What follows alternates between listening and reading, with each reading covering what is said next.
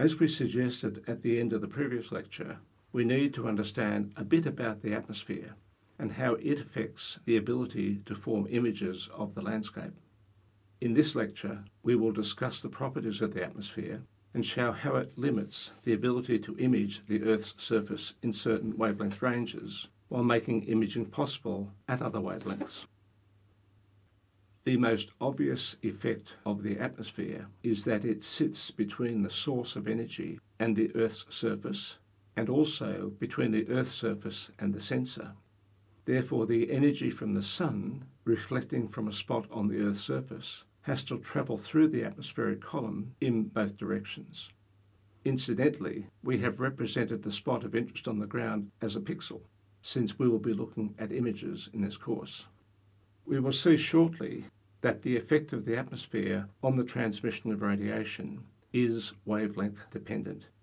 More importantly, we need to understand whether radiation can pass through the atmosphere at all. This is quite a complicated slide, and we will spend a bit of time on it. At the top, it shows the electromagnetic spectrum from the ultraviolet through to long radio waves. In the infrared range, it is separated into reflective and thermal infrared. The reasons for this will be seen later. We have also separately identified the terahertz and millimetre wave range. Note that together we group the visible and reflective infrared wavelength ranges under the single title of optical wavelengths. On the bottom half of the slide, we show the transmission of the atmosphere as a function of wavelength.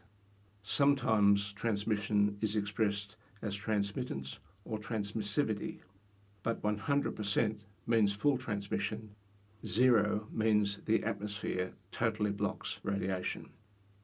As we can see, this is a very complex graph, and the only wavelengths for which the atmosphere seems to be totally transparent is in the range of radio waves.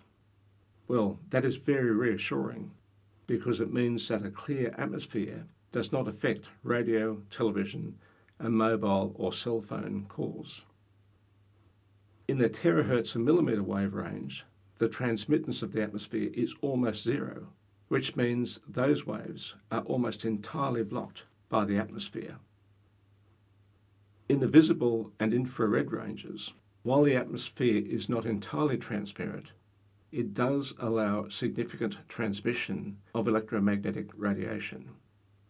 There are certain small selected bands where radiation is blocked, but there are plenty of wavelengths where good transmission is possible. The reasons for the atmosphere absorbing radiation at certain wavelengths are several and complex. At the shorter wavelengths, atmospheric ozone is a strong absorber. At most other wavelengths, water vapour and carbon dioxide selectively absorb radiation as indicated in the diagram.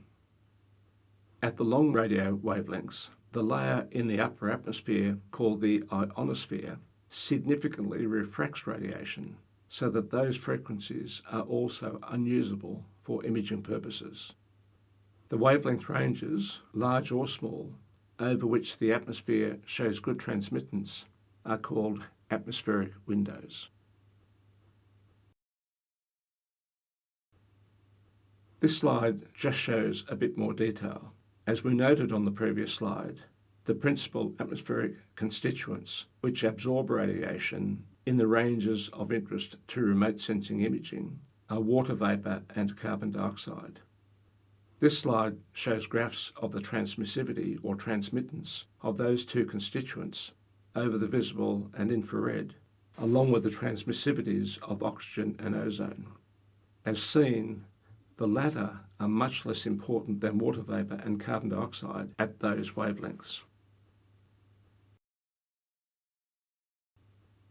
By way of a summary, we can conclude that the most suitable ranges of wavelength for imaging the Earth's surface through its atmosphere are the visible and lower end of the reflective infrared range, sometimes called the near-infrared. As a result, If we examine the optical sensors used on most remote sensing satellites, we will see that they tend to have imaging capabilities somewhere within that broad range. However, we will see that there are other wavelengths that can be used if we re-examine the transmission properties of the atmosphere over the full wavelength range. Returning to our previous graphs, we see that there is a reasonably good atmospheric window in the thermal infrared, that is, the heat range, and exceptionally good transmission for radio waves. Thermal remote sensing satellites, that is, those that detect heat emanating from the Earth's surface, operate with wavelengths in the range of about 3 to 5 micrometers. Those satellites can form heat maps of the Earth's surface and are particularly good for detecting burning bush and wildfires. Because there is very little natural radio energy emanating from the Earth itself, it is usual to irradiate the surface with an artificial source of energy if we wish to take advantage of the very broad atmospheric window in the radio wave range. The remote sensing platform then carries a radio receiver which is so configured that it forms an image of the surface at radio wavelengths. That is the basis of the very large field of radar remote sensing.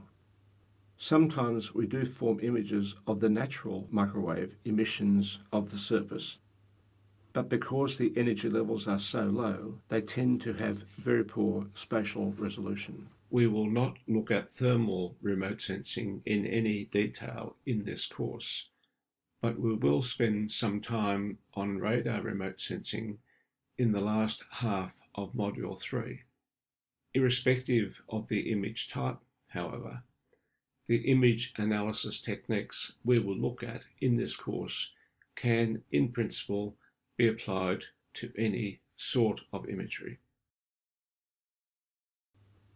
So in summary, the important message from this lecture is that the atmosphere interferes selectively with the passage of electromagnetic radiation. When designing a remote sensing program, attention must be paid to those portions of the spectrum which allow reasonable transmission of radiation. And we will see that in a later lecture. In addition to this set of quiz questions, you might like to think about how you would design a remote sensing imager to map the surfaces of Mars and Venus. That requires you to think a bit about the atmospheres of those planets and the particular challenge of seeing the surface of Venus.